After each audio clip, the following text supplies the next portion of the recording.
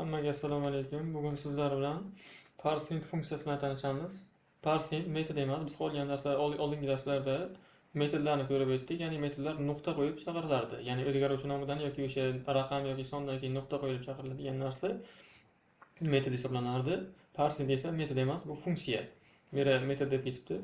Ya'ni metod deb ketsam nima to'g'ri tushunmanglar, prosta tilim o'rganib qolgan shu narsaga. Metod deyishga, lekin bu aslida funksiya. Metodi string matn ko'rinishidagi qiymatni butun songa aylantiradi. Oddiy sintaksini ko'radigan bo'lsak, parsing chaqiriladi. Ya'ni bu funksiya, ya'ni metod emas, nuqta qo'yib chaqirilmaydi. O'zidan to'g'ridan-to'g'ri chaqirilishi kerak bo'ladi bu. Va birinchi qiymat string bo'ladi. Ya'ni qo'sh tirnoq ichida bironta raqam bo'lishi mumkin. Qo'sh tirnoq ichidagi har qanday ma'lumot bizda string hisoblanadi. O'sha narsani oladi va ikkinchi qiymat radix. Bu radix majburiy emas. Bu sanoq sistemalariga o'giradi. Bergan qiymatimizni sanoq sistemalariga o'girish uchun ishlatiladi. Asosiy ko'rinishi shu. Buni keyinroq gaplashamiz radix haqida oxirrog'ida darsimizni. Va birinchi misol oddiy stringdan son chiqarish. Kodni kopiya qilib olaman. Bu yerda oddiy result degan o'zgaruvchi e'lon qilingan va tenglik parsing funksiya chaqirilgan. E'tibor bersangiz, bironta sondan keyin nuqta qo'yilgani yo'q. Oldingilarga o'xshagan yoki nima o'zgaruvchidan keyin nuqta qo'yilgani yo'q. E'tibor bergan bo'lsangiz, oldingi darsimizda toFixed metodi o'zgaruvchidan keyin nuqta qo'yish orqali chaqirilgan. Bu metod parsing esa funksiya. Va qiymat sifatida 42 berib yuborilgan. Oldinroq aytganimdek, radix majburiy emas. Tashlab ketsak ham beradi bermasdan va console.log result chiqarilyapti. Bu 42 bizda string ko'rinishda. Misol uchun konsolni ochib note numbers.js deb ishlatadigan bo'lsam 42 chiqdi. Agar type of qiladigan bo'lsak, type of result.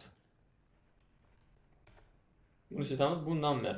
Oldinroq bu string edi, ya'ni parsing chaqirishimizdan avval bu qo'sh tirnoq ichida bo'lganligi sababli bu string edi. Agar parsingni chaqirmasdan shunchaki qo'sh tirnoq ichida 42 deb qo'yadigan bo'lsak,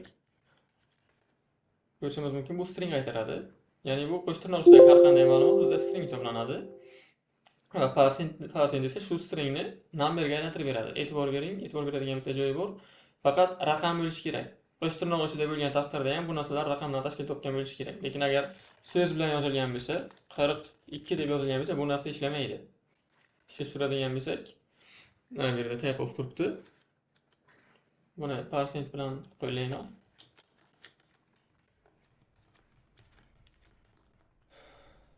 Type of'ni olib tashlayman.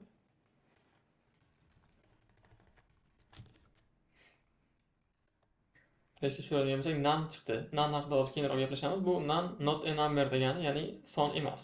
42 bu so'z bilan yozilgani sababli JavaScript buni songa aylantirib ola olmaydi. Misol uchun oddiy 42 deb qo'ygan bo'lsak, 42 ni o'zi chiqdi. Ya'ni faqat string qo'sh tirnoq ichida bo'lsa ham bu raqamlardan tashkil topgan bo'lishi kerak. Keyingi qismga o'tamiz.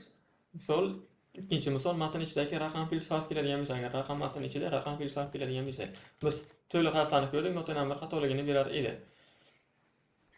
Result kodni izohlayman. Result degan o'zgaruvchi e'lon qilingan va parseInt funksiyasi chaqirilib 42 piksel berilgan bu safar. Ya'ni birinchi raqam kelyapti va keyin piksel harf kelyapti. Konsolga result chiqarilyapti. Bu yerda natijamiz 42 bo'ladi. Ya'ni misol uchun boshida string kelmadi. Boshida raqam va oxirida harf keladigan bo'lsa, bu narsani tashlab ketadi. Oxiridagi harfni parseInt funksiyasi tashlab ketadi. Misol uchun bu yerda boshqa raqamlarni yozib tashlaydigan bo'lsak, harflarni bu yerda 42 chiqadi.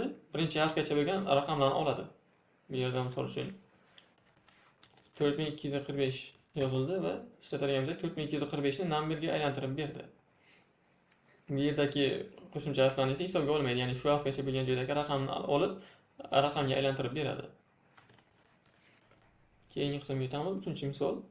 Harf bilan boshlansa, boya son bilan boshlandi, endi esa harf bilan. Buni ishlatib ko'ramiz.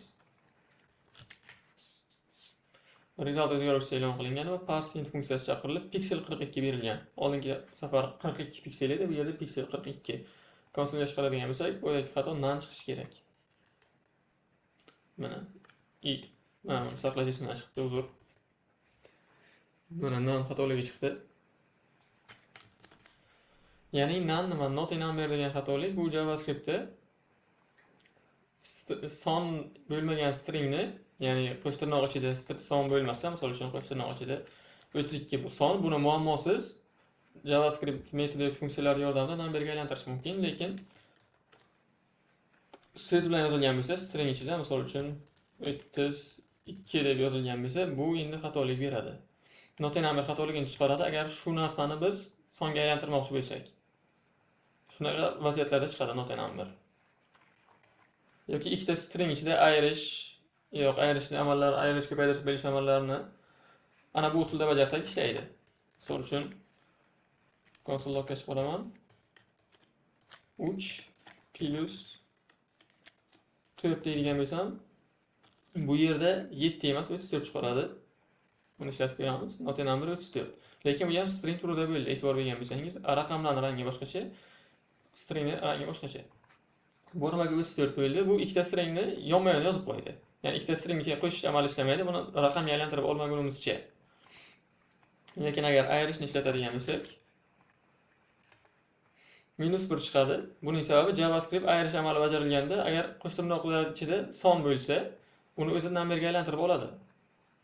Qo'yilgan amallarga ham, misol uchun ko'paytirishga ham bu narsa ishlaydi va bo'lishga ham ishlaydi.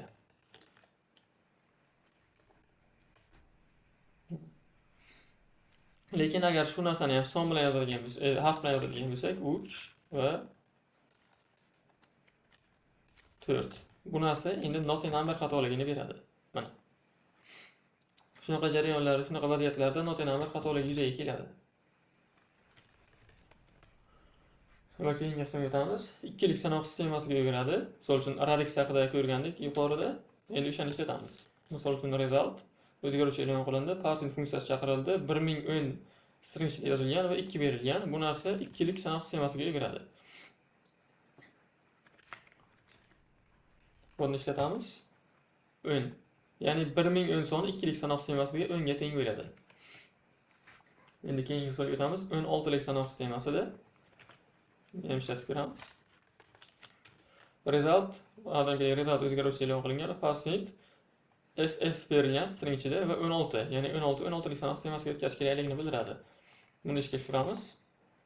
255, ya'ni ff ning 16 lik sanoq sistemasidagi ko'rinishi 255 ga teng ekan.